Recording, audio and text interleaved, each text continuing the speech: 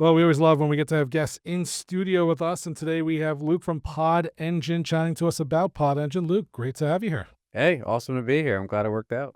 Same here. This is a connection we've been trying to make happen for like 2 months, and glad we got to do it in person over as versus over remote recording software. Yeah, well, living on the West Coast, and having a young kid, it's kind of hard to make it out this way, but it all worked out. Well, we are very, very glad you're here. So, tell us before we talk about what Podengine is, where did Podengine come from? Like, why did you get into the idea of launching this platform to help podcasters with AI technology in their, in their search of better guests or being guests on other platforms? Uh, just serendipity, accident. Probably wouldn't do it again. But everything I've ever done, after I did it, I wouldn't have done it if I knew what I was getting into. But I sold a consulting company 4 years ago, totally different industry, working with hospitals. Actually, part of the reason I'm in town is Children's Hospital of Philadelphia over the road. And I had a 4-year non-compete, and buddy got laid off, looking for something to do.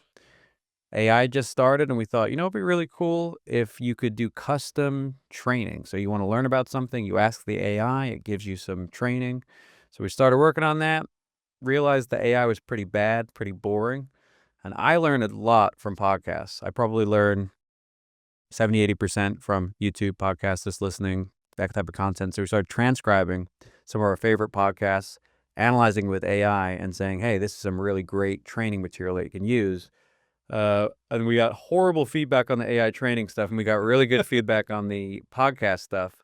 And so we did what I tell everybody not to do, which was we built a technology without a problem. But we thought, well, how could we transcribe 10,000 podcasts? How about 20, 30? So we started transcribing 30,000 podcasts, throwing it into a database, analyzing it, putting search on top. And along the way, we stumbled upon the world of podcast guest booking, podcast guest sourcing, podcast research, and all of that type of stuff. And the Podengine was born. All right, so ideal use case, why should somebody be looking at Podengine for part of their technology stack? Yeah, it's a great question. So, there are a bunch of search engines that are out there. Podengine, we do all the things that they do, but we were built when AI existed, and so we're sort of AI native. And so everything you do has the ability to be automated, improved, refined. So, for example, if you are looking for a podcast to be a guest on, you can do all the regular searches, but every single search result, you're going to get hey, we think this is a good fit for you, yes or no. And so, and a rating. Or if you are reaching out to shows, using the transcripts, using your analysis to say, hey, this is a great way to reach out. And what's really, really cool, and I actually use this myself today, is we have the ability to even look at the transcripts and say, hey, you're going to go on a show for an interview. Here's what you need to prepare for. Here's what you need to think about. These are the typical formats and that type of stuff. And so, the thing with Podengine, yeah, it really is just that sort of AI enablement on top of existing technology. So I'm an end user, I'm a podcaster, I'm looking to get on more shows or, do my research. What are some of the features I'm going to see on the platform? How am I going to interact with Podengine? Yeah, so you go on, you create a profile. So let's say you're myself or yourself, you want to go on shows, create a profile, super easy, just LinkedIn or drag a resume or something like that. Profile's created, Podengine just starts searching for you right away, starts recommending shows. Once you say, hey, that looks like a good show, it starts recommending this is how we would approach the show, this is how we would pitch them. One of the things we don't do at Podengine, this is intentional, is we don't send emails from Podengine. We require the human to do that, and that's intentional. We have a competitor that sends emails automatically, and I don't really want to take the spam approach, so we really try to make it quality over quantity. But yeah, it'll basically start recommending their shows, generating the emails. You can edit them, send them, and then when you're ready to go on the show, hey, this is how you prepare for it. Fantastic platform, by the way. If you haven't checked it out, it's podengine.ai. We'll have a link to it, obviously, in the show notes. You should definitely take a gander at it. What about from the other side? What about as a podcast, right? How am I using that platform to make sure I'm attracting the best guests? Yes, that's a really good question. And there's a couple of things we have right now, and I think that's probably the number one area we plan to grow into next year. But right now, today, we have a free thing called the Podcast Authority Score. And so, as we all know, one of the big challenges with podcasts is how many people are listening to the show, how authoritative is the show, should I go on the show? And that's not going to really be solved in a easy way because of the fragmentation. Apple don't release those numbers. Spotify don't release those numbers. And just pure listener numbers isn't also the most important thing always. And so we put together this thing called the Podcast Authority Score. You can go look up your podcast, find your score, claim your podcast, and get a bunch of data. But the idea there is half of it is looking at the quality of the show. So nothing to do with external stuff. So what's the audio quality? What's the release schedule? What do they talk about? Like and then the little nitty gritty. Do they have a YouTube in the RSS feed? Do they conform to the right RSS feed and all that nerdy, boring stuff? But then the other half is really around engagement. Are they on YouTube? Are they on socials? On socials, how are people engaging with the podcast content? Are you in podcast charts, the reviews, and all that type of stuff? I'm rolling it all up into a score. So something that all podcasts can do right now is go check out that score and try to make it better. Because our theory is if the score is better, you're going to have a better quality podcast and you're going to have more listeners. The other thing that you can do today is, and this is sort of a little bit manual, but this is where we think it's going to get much better in the future, is actually search Podengine for guests. So, for example, you could look at shows that you like or competitor shows and actually pull down the list of all the guests that have been on those shows and then kind of ask the AI, hey, summarize what these guests have talked about. Another thing you can do is if you have a guest that's coming on a show, you can actually find the last 10 shows that this person has been on, pull the transcripts and ask the AI, what are the things that this person's always talked about on every show? And where's the space for me to ask them something which is interesting or different? And so, because, let's say someone's selling a book, they're going on all the shows, they're doing the same thing. Right, they're doing the circuit. And you want to post a clip, you probably want to post a clip where they're saying something unique. And so that's the type of thing which would take, without transcripts, without AI, that would have taken probably a full-time researcher, right, to actually listen to the show, think about what they're talking about, and now you can do that in 5 to 10 minutes. And then I think ultimately, with technology like Podengine, with technology like some of our competitors, guest sourcing is going to become just more of a challenge, because I could imagine the amount of inbound you guys are getting from, hey, I want to go on your show. Hey, I want to go on your show. And so next year we do plan to launch something where a podcast can kind of use us for their email, and then we'll actually start we'll start ranking every single inbound guest and filtering those. And we think that'll be a really nice service, because I can only imagine how much inbound you guys get. So I used to run a production company, and so my email address was often in the RSS feed of many of my clients. And yes, every day, 10, 20, sometimes 30 email pitches to various clients that someone wants to be a guest. And half the time, my email address was Mathew at the company name. And the person was pitching a specific show, and they would say, hey, host, I really want to be on your show. It's like, I'm Mathew. You saw that when you put in the email address. Or worse was they were pitching shows that didn't even have guests in them. Yep. And so, it was a little obscene. So I'm curious, you talked about having RSS, having the YouTube in the RSS feed, right? Like with RSS 2.0 or 3.0, depending on who you're talking about, we have all these different fields, all this different information that is coming with the podcast now, going to these distribution platforms that you guys obviously can read, the AI can read very well. But do we have to be using those, or is Podengine and the AI able to kind of suss out that information from other places? Or is this a, kind of like a, hey, heads up podcasters, you really should be using all those 2.0 features that either your host is providing or, find one that does?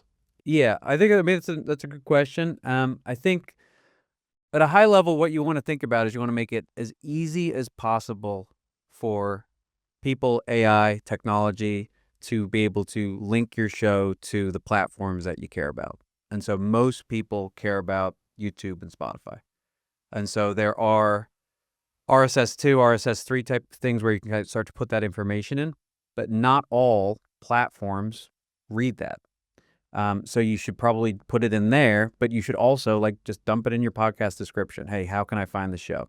You can find it here and you can find it here, and that's going to get picked up everywhere. Because again, you want to make it as easy as possible for people to find your show on these different platforms.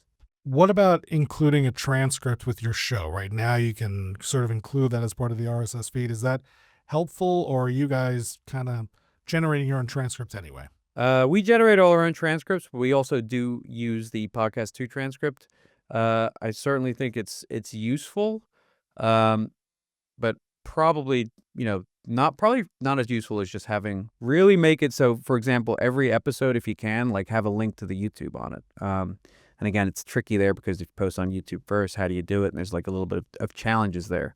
But I'd say that's probably the most important thing because, and we actually have something on Podengine. We have a podcast to adoption kind of page where you can actually look at how those things are being adopted across the industry.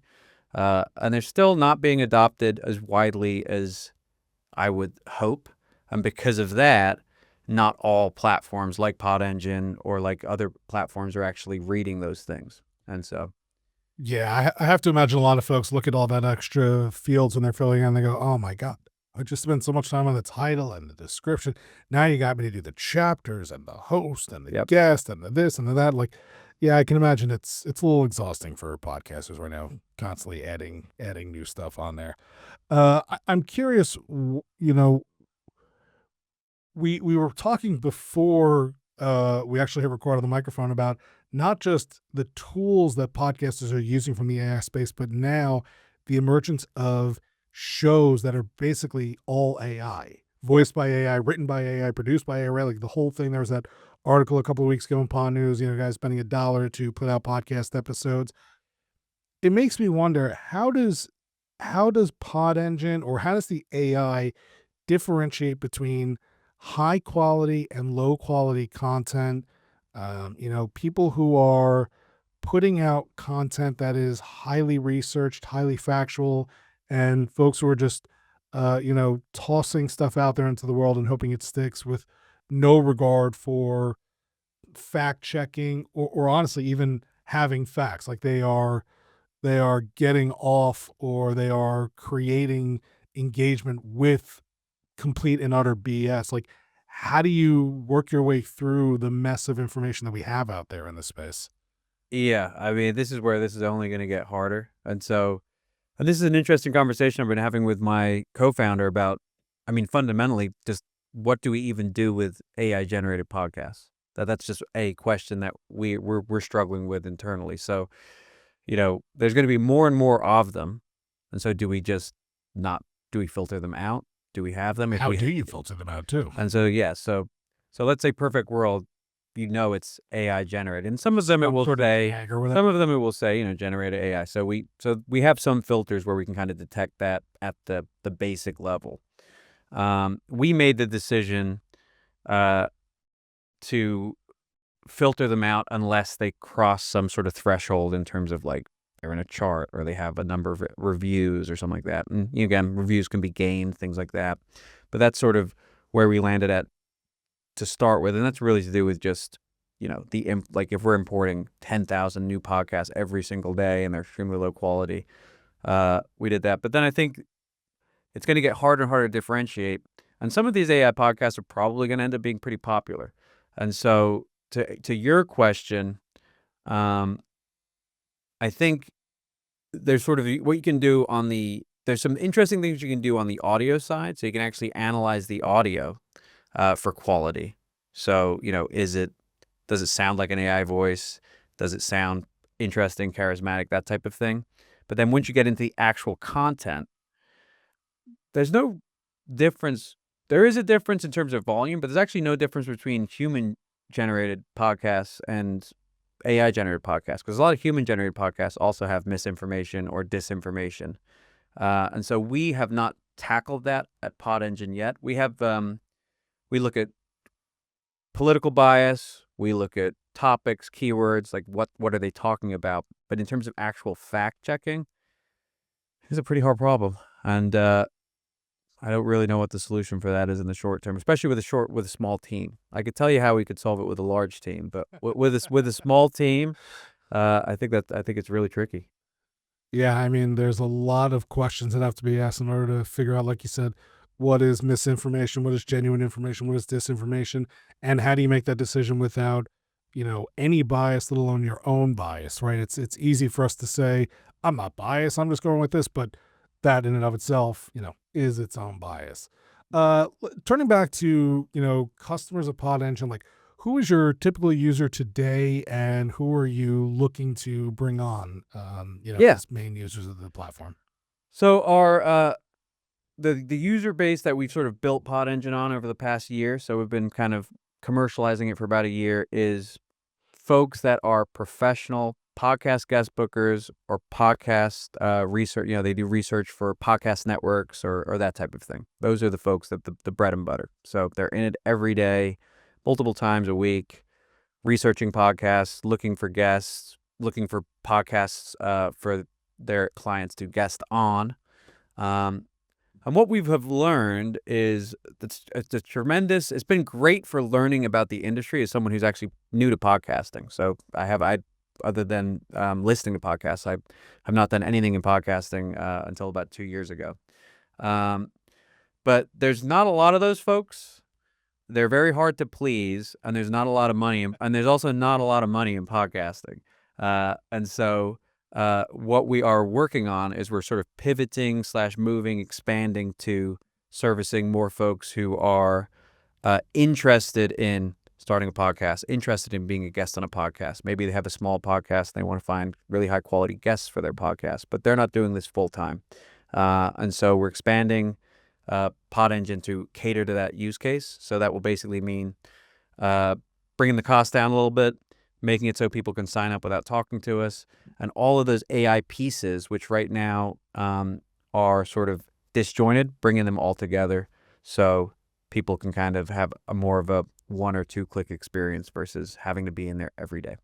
So, right, what you're really looking at now is trying to make it so that people who are just getting into the space, who are doing this on, their own budget or on a very small budget, who are wearing all the hats, can be their host, be their own producer, write their own show notes, also manage their guest booking research, right? And go out and find shows to be on to help them grow the show and things like that. So Yeah, if you're yeah, exactly, and that was an intentional choice by us, not to start there, because again, as someone new to the podcasting world, we wanted to really learn about it before we kind of tackled that, and so now we feel like, we've learned so much, the best practices, the worst practices, what the pros are doing.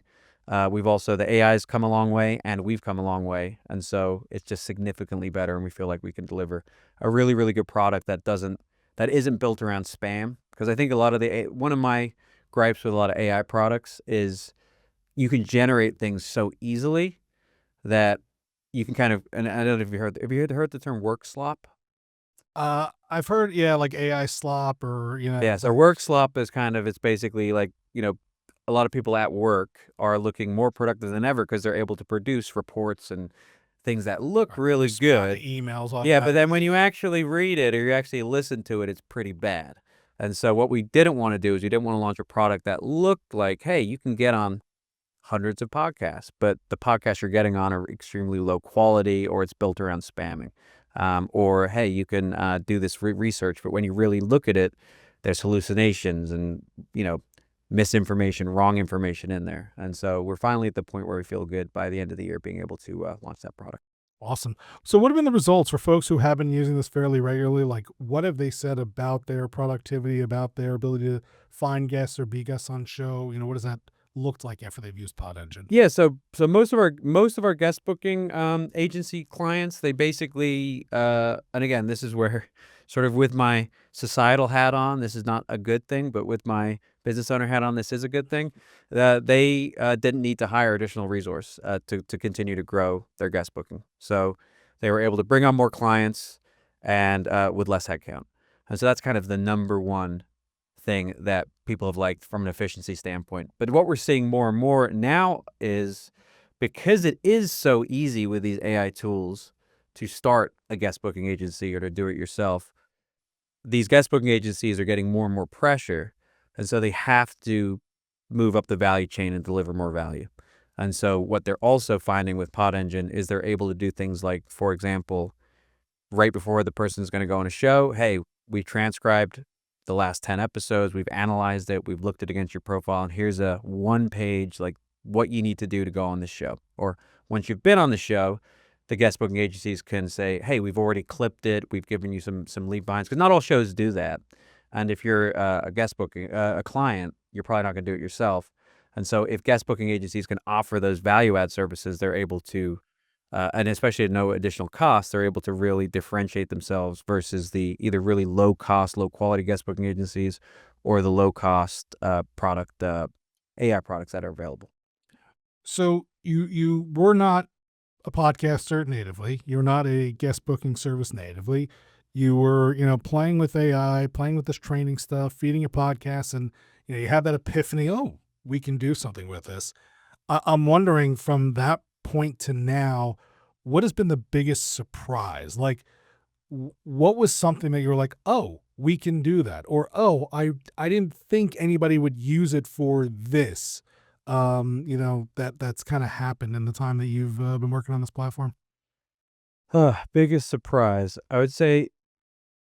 So I think one of the biggest surprises, and this is sort of just how learning how people view AI and sort of the challenges with AI. So one of the things which is really interesting is we thought that if you have sort of an AI co-pilot that's saying, hey, this is a good show, this is a great, that kind of thing, people would use it as a guide and not a source of truth.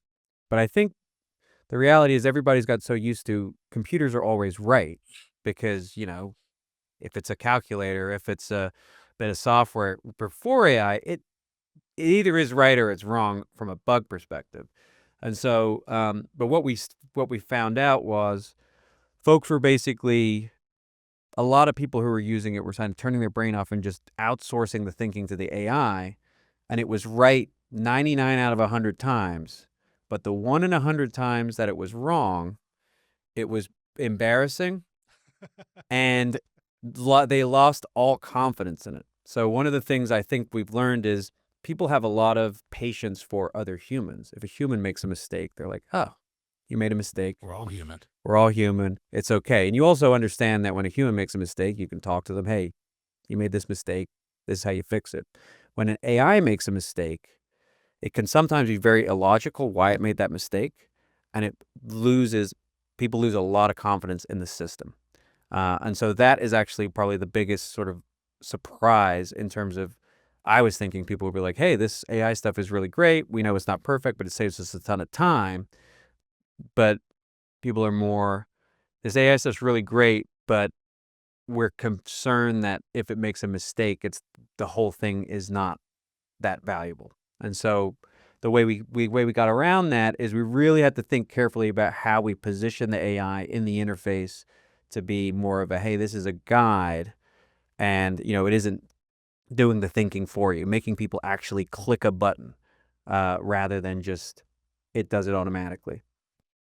Interesting. All right. So for folks who are hearing this and thinking, okay, you got me. I'm interested in what you are offering. What should they do? What should they look for? Right? Like, how do we get people to engage with you guys the first time? Yeah. So if you run a podcast, you just go to podengine.ai /podcast, or you can click on the link in the footer or somewhere on the page, find your podcast.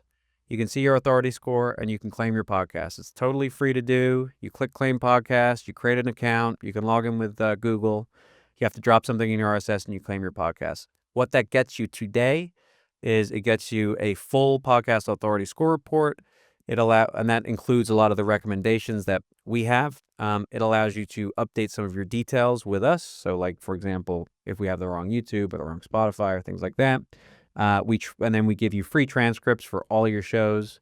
And we have a bunch of other things that are coming down the pike, which are going to be totally free. And the reason we're offering that for free is there is a business incentive, which is the more podcasts that are affiliated with Podengine, the better in the long term, the better data we will have, the better access we'll have. So that's why it's free. We won't use any of that data for marketing. If you want to use Podengine for like a search engine or an API, you can sign up for the API. You can pay. It's $100 a month. If you want to use it for search, currently you have to book a call but I'm sure when this will air. So I'd say if you're listening to this in after November 25, then you should just be able just to have a credit card and pay. All right. So either way, if you're interested, you're going to want to check out podengine.ai. We've been chatting with Luke Belbina. He's the founder of Podengine and is here with us in studio. Before we let you go, we have questions that we ask everybody who come on the show. The first thing is I mean, I guess you're kind of working on it. So maybe let's, if there's another place, but with your interest in podcasting, is there another place where you would like to see improvement in the space, whether it's on the content capture, creation side, distribution, marketing? Like, is there something else where you're like, oh, I love podcasts, but man, I wish they would do blank better? I mean, so something that so there's so much stuff on the listener experience side. That it's I think the discoverability, all that type of thing. And so we've purposely stayed out of that. But I'll tell you, one of the things I would really, really, really like, and I'm close to building it myself, even though I don't think I'd make money with it. There's a lot. So, I think when you're thinking about what show to listen to, you can defer to the algorithm. You could subscribe to the show, or me. There's certain people that I really like listening to, but I want to know, hey, this person was on these shows, but they do repeat themselves on some of those shows. So wouldn't it be amazing if I could have my feed, I put people in, and it just says, hey, these are the shows they've been on, and it actually says these are the timestamps where they've talked about something that is unique or different to what they're spoken about on other shows. And so, instead of me listening to 6 interviews with the same person, I listen to sort of a supercut of those 6 interviews. Hits. Right. Yeah, the greatest hits or the things that they said differently within those things. And then I can kind of follow people rather than follow shows or just defer to the algorithm. So that's something I would really like. It seems like your interest is more in maximizing the information grab from this content. Like you're in love with what you get from podcasts more so than consuming podcasts. And I would say probably most people are more like you, although they don't admit it as openly as you just did. Yeah, I would say so. I'm also trying to de-algorithm my life a little bit and take a bit more control over kind of what is going into my ears. And I'm also trying to de-rage bait my life a little bit as well. So I think that would also help. Easier said than done. Yeah. Is there any tech on your wish list? So like typically we're talking to podcasters and folks like that, but is there something where you're like, man, I wish I had a better microphone at home. I wish I had a better computer. Just like something that, podcasts are out there, whether it's a tech that's out there that's on your shopping list, like, oh, I really want to buy that. I just haven't yet. Or man, I really wish somebody would make X. That would make my life easier. I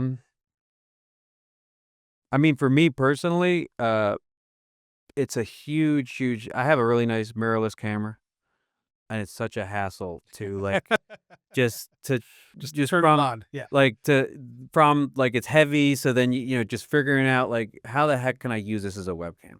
Like I just like, and it's like, and I think webcams are great, but they kind of, they cap like a $4,000 camera versus a $500. It's always in the size. So it's like, I wish there was more of a, here's a thing I can just put on my desk and a cable. I plug it in and it just works, because it's a freaking pain in the ass to get those things to work as a webcam. I agree with that wholeheartedly, which is why you're staring at these and not, our Sony ZV-E10. Yeah, no, I wasn't having a dig. No, I mean, it's a fair complaint and something that I know a lot of people would probably benefit from. And then, I mean, you've consumed so much content, but are there podcasts like that are on your regular listening, playlist? Like, I know every Monday I'm going to wake up and listen to this, or like, are there a few shows that like you just have to consume when they have a new episode out? Yeah, I'd say less. I'd say less and less, because I used to use Castbox for my podcast feed, and I lost my phone and I didn't have a backup. And for some reason, at the time, there was no cloud backup. So I basically lost all my podcast subscriptions. Oh, no. And so because of that, I've just been too busy with a kid and with a business to resync it. So I'm sort of on the YouTube grind for podcasts. But yeah, there's definitely, I'd say 5 or 6 shows that I religiously listen to. Anyone you give a shout out to? I'd say if you are building technology, Lenny's podcast, which is a product manager podcast, is amazing. And if you are into politics, I think Breaking Points is pretty good. So it's a good perspective from both ends. So it's a sort of a purple podcast, which I like. Nice. Well, everybody, we've been chatting with Luke Belbina, founder of Podengine. Again, you can find out more at podengine.ai. Sign up, get your authority score, sign up for a full profile. Hopefully, if you're hearing this, if you need to give them a call, give them a call. It's worth the time.